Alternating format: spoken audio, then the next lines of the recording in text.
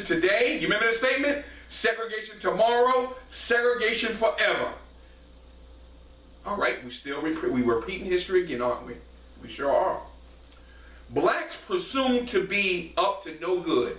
That's what happens. Whenever the law or the cops see somebody out there or blacks working the street, I ain't saying all of them are not guilty. Some of them may have done some things, but you can't say all blacks are guilty. You got some blacks out there that work hard every single day. Got Mercedes, got beautiful homes.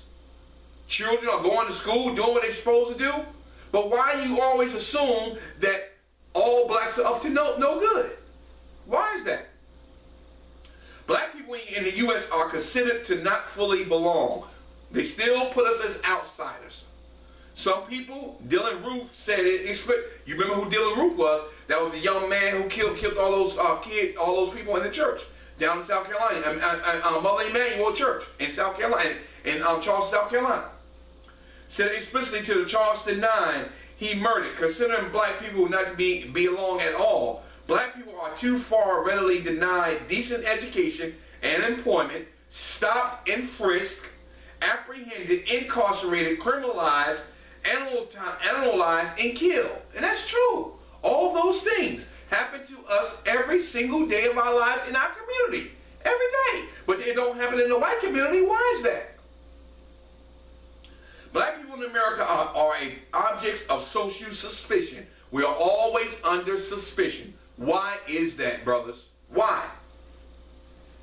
Blacks are presumed to be up to no good, to be no good. Black lives are flippantly extinguished, not least by the institution of law and order, for no good reason other than being suspected because they are black. We need to insist that black lives matter, to organize around it, because this society provides proof on a daily basis that for many, blacks don't. And that is so very true. Our lives don't matter. It doesn't. Because it's proof every single day. You see it every single day. Black Lives Matter is not a cliche. The truth is expressed as far from a given. It's anti-truth. It's evident in the fraud every day of black lives. Walking while black, driving while black, speaking as black, speaking as black, shopping while black, being at home while black, being black at school, at the pool, in the hands of the police, in prison, just being black. They're gonna suspect you that you are up to no good. They're gonna suspect you. Why is that? We're supposed to be all created equal. But we have an issue, don't we? Yes, we do. Until you understand and respect other people, your day will come. All right? The scripture tells us that what? Whatever you sow, that sow shall you reap as well. It may not come today. It may not come tomorrow. But it's sure enough going to come to your door. Do you remember back when Moses was in Egypt land, and God told Moses to go down and tell Pharaoh, let my people go? And he said, well, Pharaoh said, my heart is hardened. He didn't say his heart was hardened. We already knew that his heart was hardened. He already said that, but he knew that if he had to do some plagues, he had to bring certain things on them to let the people go. Do you know that God said, well, I want you to send a death angel. I want you to send a death angel. And the ones that have the blood over the door to pass over. See, sometimes God will have to put things in place to make you a believer. All right? Yeah, the white culture have got away with a lot of things for a long time. But the scripture said, let the wheat and the tare grow together, because in that day I shall separate. So don't think that you get in the way. I love you, white brothers. You know, I'll treat you with respect. I'll work with you. I have brother. You see Brother Joshua with me all the time. I love that young man. You know, I do all I can for him. You know, he knows that. So it's not about racism about me. I'm trying to love my brothers where they're at and try to help them to understand what it is to be a man and to grow up to be an effective leader in the community. Not to hate one another. Not to prejudge and always suspect that somebody is doing wrong when they ain't did nothing to nobody. All right? Let's continue on. Black Lives Matter because this country was founded on black labor. And that's so true. On the backs of our ancestors. This country was built. Not by the white man, by the black man. Was built. The nation's great wealth built on black suffering. Black lives matter because, as human life, black lives are often disacknowledged in the insistent utilization that all lives matter. They try to switch it again. All lives matter. No, your people aren't the ones that's getting brutalized. The ones that are not being suspicious. The ones that if you go in the store, you got to be following around the store wherever you go. Well, can I help you with something? No, you can't help me with nothing. And then throwing money, instead of placing the money in your hand like you gave it to them, they want to drop the money in your hand like your color's contagious. Don't let me, boy, I'm telling you, this thing is getting hot. Woo! Further, we are better humanity because of the deep insight black intellectuals and artists provide about what it means to survive in the face of repression, humiliation, and death. Black Lives Matter in exemplifying dignity in the face of its denial. Humanity in the face of humiliation. Black humanity matters in celebrating life in the face of suffering, and that's what we have gone through a lot of that and continue to go through it. Contributing extraordinarily to science, letter, and culture. Black people have represented the country in the highest ways while being mangled in the most malicious of ways. Black Lives Matter because their historical struggle for rights, justice, and full citizenship has been America's struggle to fulfill itself. The rights achieved on black backs, ultimately the rights of all. Praise be to God. All right, let's go on. And man, this is good. This is good here. Black Lives Matter. Why? We still ask the question. Hashtag Black Lives Matter. The intersection of race, politics, and gender. I'll repeat that again. Hashtag Black Lives Matter. The intersection of race, politics, and gender. When black Americans decide to speak truth, listen to me very carefully here, listen to this. When black Americans decide to speak truth to power about the crucial issues facing many black communities, there is an automatic level of resentment, fear, and paranoia from certain segments of the society. Who is that? From our white brothers and sisters. Automatically. That we racist. We're this. We're that. Every time we stand up and tell the truth, why can't we speak our mind? Or what we going through? Why can't we say something? Why we gotta always be quiet and take what the massa say? Yes, sir, massa. Yes, sir, boss. Why? On October 22nd, 2015, President Obama hosted the White House Forum on Criminal Justice Reform, and at the end of the forum, the President chose to state his position on Black Lives Matter and why it's not a hate movement. Okay, I'm going to read what President Obama said in his statement on this criminal justice reform. Sometimes, like any of these loose organizations, some people pop off and say dumb things, but on the other hand, though it started being lifted up as these folks are opposed to police, they are opposed to cops, and all lives matter. So the notion was somehow saying Black Lives Matter will reverse racism or suggesting that other people's lives don't matter or police officers' lives don't matter. Obama said, and whenever we get bogged down in that kind of discussion, we know where that goes. That just down the old track. I think the reason that the organizer used the phrase Black Lives Matter was not because they were suggesting that no one else's lives matter. Rather, what they were suggesting was that there is a specific problem that is happening in the African American community that's not happening in any other communities. Obama said, and that is a legitimate issue that we got to address, and it's so true. That's why we say Black Lives Matter, because what's happening in the black community is not happening in any other community throughout the United States. Nowhere.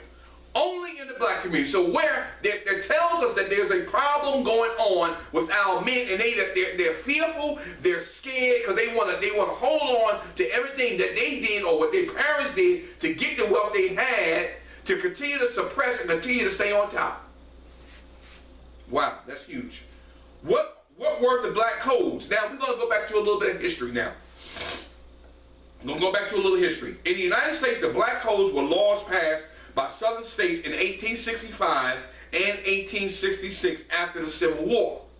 These laws had the intent and the effect of restricting African Americans' freedom and of compelling them to work in a labor economy based on low wages or debt. Black codes were part of a larger pattern of southern whites trying to suppress the new freedom of emancipated African American slaves, the freedmen. That means is that they didn't want, even though after the construction period and Lincoln trying to free the slaves during the Emancipation Proclamation, the whites still didn't want the blacks to have what was due them was basic human rights and dignity. So they put in certain laws or codes to continue to suppress the black people so they could not move forward and go and move ahead of our white brothers and sisters. They didn't want that. All right? Let's continue. What were the Jim Crow laws? Here, now we're going to get a history lesson. The segregation and disenfranchisement laws known as Jim Crow represented a formal, codified system and radical apartheid that dominated the American South for 3/4 of a century beginning in the 1890s. The laws affected almost every aspect of daily life, mandating segregation of schools, parks, libraries, drinking fountains, restrooms, buses, trains, and restaurants. Whites only and colored signs were constant reminders of the enforced radical order. So what is that? There goes the institutional racism right there. Put in certain laws to say that you can't do this and you can't do that. Who told you that you are better than somebody else? Who told you that? Nobody is better than nobody. God created us all equal. Until we understand and learn how to respect somebody else, then you're going to continue to have a problem. You may not see that you got a problem, but God will deal with that problem with you down the line. Nobody is better than anybody else. That's what makes me so upset with our brothers, our white brothers, some of them, is that they feel that they got to have. They supposed to have. I'm privileged. I'm supposed to have this. See, and that's what the problem is. See, when they go through something, I ain't gonna say all, but generally speaking, sometimes when whites get in a position, they start losing what they have. They cannot take the embarrassment. They cannot take the shame, so they commit suicide. Why is that? See, blacks don't commit suicide like that because, see, we know what the struggle is. We ain't never had nothing, so we don't have no issue with commit suicide. We're just going to continue to struggle. We're going to continue to work. We're going to do what we can to survive. That's our nature. We've been doing it all our lives. Our parents been doing it all their lives, and their parents even go back to slavery. It's always been the same. We're going to make it somehow. We're going to make it. Wow. All right. In legal theory, blacks received separate but equal treatment under law. It sure was not. It sure wasn't equal. Yeah, they may have been separate, but they didn't get. It's not. It wasn't equal. You look at it, like I said today, in schools around the country. You can look at the black schools. Look at the white schools. It's totally different. There it is again. They may let some blacks in there, but if you look at the majority of the sections of town where certain schools are located, you can see a difference. In actuality, public facilities for blacks were nearly always inferior to those for whites, when they existed at all. In addition, blacks were systematically denied the right to vote in most of the rural South through the selective application of literacy tests and other radically motivated criteria. Now, they knew that blacks couldn't read because the slave owner wouldn't let them read, and they wouldn't teach them to read. So if they put these things in place, they knew that the blacks couldn't vote because they couldn't read. So that's already a system right there. They had already started the oppression way before that time came up for them to vote. So what are you going to do? So those things had already been in place because they wouldn't teach you to read. Jim Crow was the name of the radical caste system which operated primarily but not exclusively in southern and border states. Between 1877 and the mid-1960s, Jim Crow was more than a series of rigid anti-black laws. It was a way of life, it sure was. Under Jim Crow, African Americans was relegated to the status of second-class citizens. You better listen to what I'm talking about. Jim Crow represented the legalization of anti-black racism. Many Christian ministers and theologians taught that whites were the chosen people. Where did you get that from? You don't want to go to no Bible study now, all right? Was the chosen people. Blacks were cursed to be servants, and God supported racial segregation. There ain't nowhere in the scripture it says that. Chronologicalists, eugenists, and phrenologists and social Darwinists at every educational level bolstered the belief that blacks were innately, intellectually, and culturally inferior to whites. Well, just because you want to have control. You know, when you want something yourself, you're going to always put down somebody else. But the way we look at it, we're the one that built the country. So who's who? Who's the dummy? Who's the idiot? All right? Newspaper and magazine writers routinely refer to black as we ain't gonna say the N-word, all right? Coons and darkies, and worse, their articles reinforce anti-black stereotypes. Even children's games portray blacks as inferior beings. All major societal institutions reflected and supported the oppressions of blacks. Why is that? Because you want to stay in control, right? The Jim Crow law system was undergirded by the following beliefs of racialization. Whites were superior to blacks in all important ways. Why is that? How do you get that? How do you figure you're superior? You still got 2 legs, I got 2 legs, you got 2 arms, I got 2 arms, 2 eyes, 2 ears, 1 mouth, 1 nose, hands, feet, huh? So what's the difference? Where you figure where superiority is?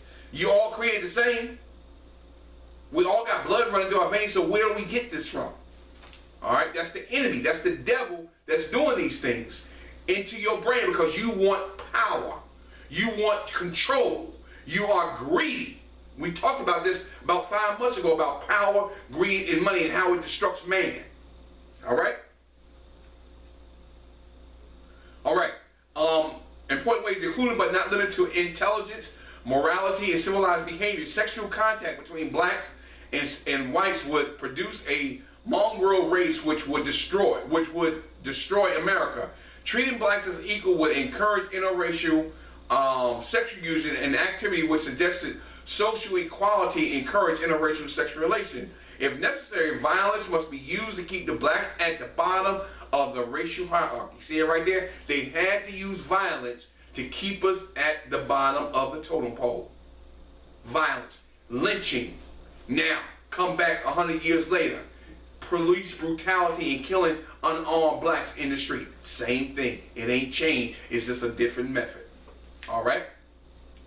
The following Jim Crow etiquette norms show how inclusive and pervasive these norms were. 1. A black male could not offer his hand to shake hands with a white male because it implied being socially equal. Obviously, a black male could not offer his hand or any other part of his body to a white woman because he risked being accused of rape. Come on, man. Where you get that mess from? 2.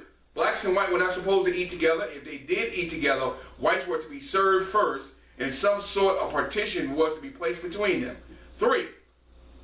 Under no circumstance was a black male to offer to light the cigarette of a white female. That just implied intimacy. Come on, man. See how the enemy uses certain things for other people to suppress and bring down other people? But that's not God's way.